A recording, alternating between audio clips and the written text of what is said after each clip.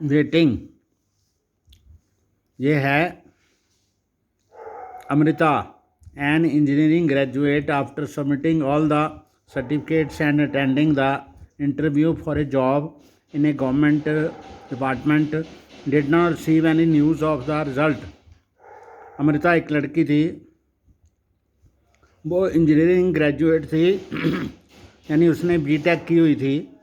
उसने अपने सारे सर्टिफिकेट सबमिट करने के बाद एक इंटरव्यू दी, जिसका रिज़ल्ट जॉब का, गवर्नमेंट जो डिपार्टमेंट में जॉब के लिए उसने एक इंटरव्यू दी थी। Did not receive any news of the result. उसको रिज़ल्ट की कोई खबर नहीं मिली। The officials also refuse to comply with her queries. तो उसकी पूछताछ का भी अफसरों ने कोई जवाब नहीं दिया। She therefore filed an application using the RTI Act, saying that it was her right to know the result in a reasonable time so that she could plan for future. तो उसने राइट टू इंफॉर्मेशन एक्ट जो है उसके हिसाब से एक application file करी, जिसमें ये उसने कहा कि अपने रिज़ल्ट के बारे में उसको रीज़नेबल टाइम पे अपने रिज़ल्ट को जानने का, सूचना का अधिकार है, so that she could plan for future, ताकि वो अपनी भविष्य की योजना बना सके। She was not only informed about the reason for delay in the declaration of result, ना सिर्फ उसको रिज़ल्ट में देरी के कारण बताए गए, but also get her call letter for appointment as she performed well in the interview. और उसको फिर अपॉइंटमेंट लेटर भी मिला क्योंकि उसने अपनी इंटरव्यू में बहुत अच्छा परफॉर्म किया था।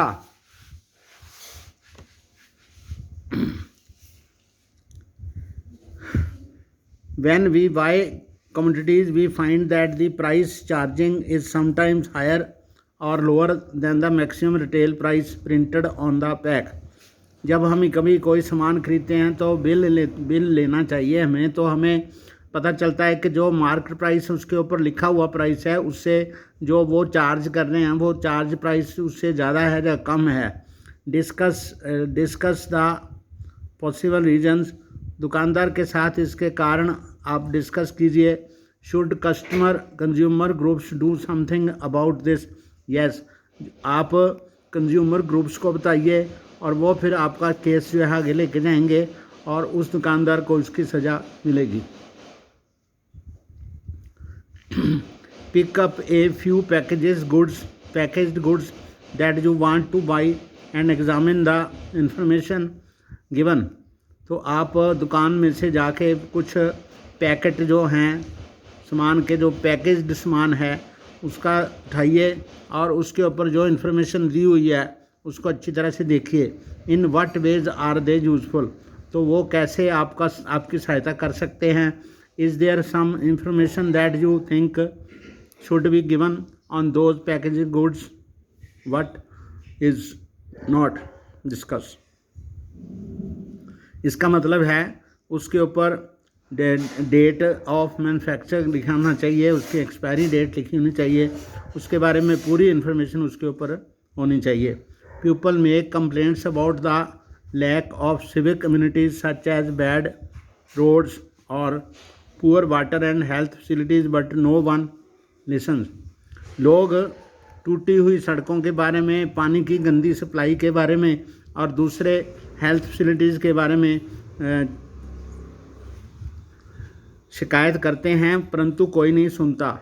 Now the RTI act gives you the power to question. अब आपको राइट टू इन्फॉर्मेशन एक कानून है जिससे आप पूछ सकते हो।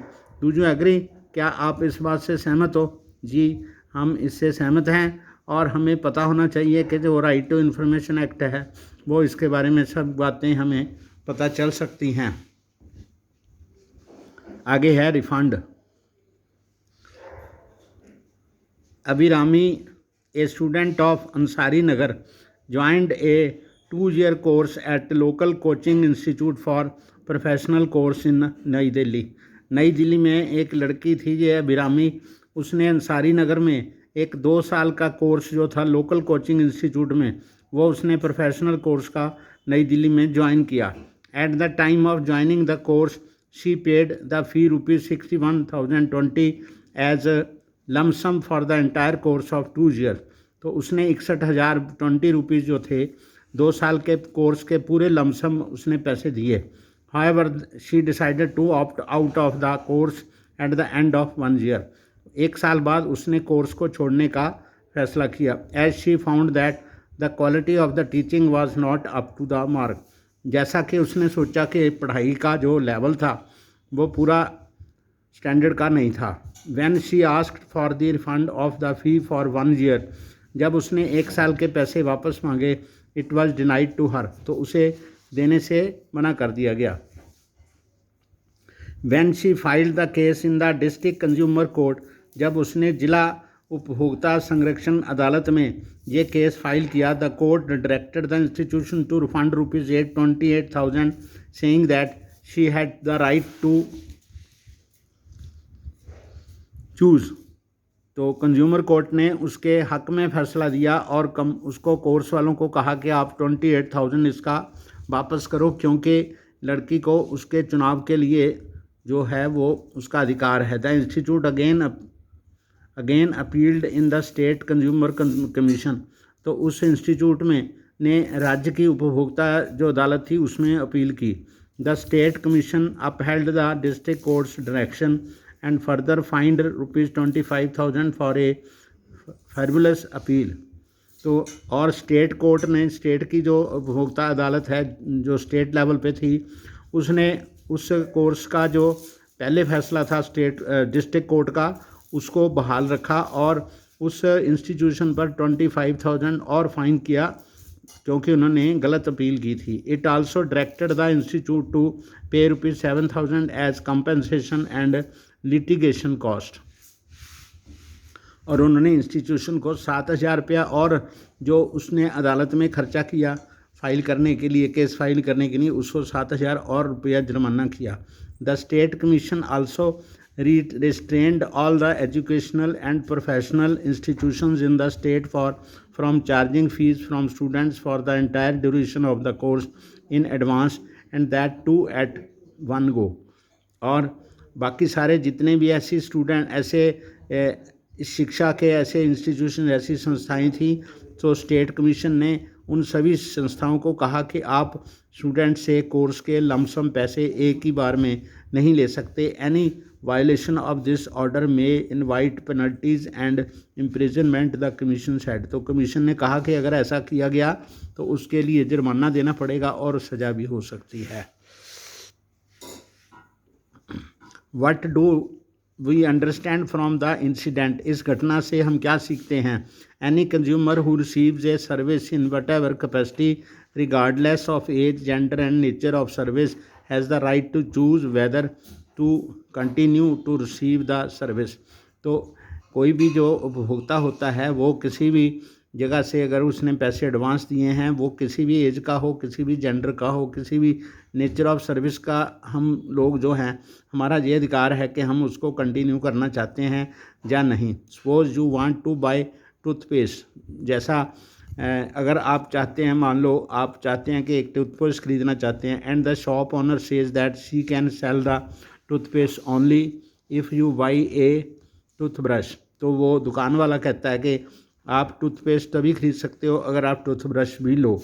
If you are not interested in buying the brush, अगर आपको ब्रश नहीं लेना, your right to choose the choice is denied. इसका मतलब आपकी जो चुनाव करने की जो हक है आपका, उसको मना किया गया है. Similarly sometimes gas supply dealers insist that you have two by the stove from them. तो ऐसे ही जो गैस डीलर है, जब आप सिलेंडर लेते हो तो आपको कहते हैं कि आपको स्टोव भी साथ में लेना पड़ेगा. Then when you take a new connection, जब आप नया कनेक्शन लेते हो. In this way many a times you are forced to buy things that you may not wish to and you are left with no choice. तो आपको साथ में दूसरी चीज़ों को भी खरीदने पर बल दिया जाता है, आपसे फोर्सफुली वो चीज़ें आपको बेची जाती हैं, तो आपके पास उसमें कोई भी चॉइस नहीं होती.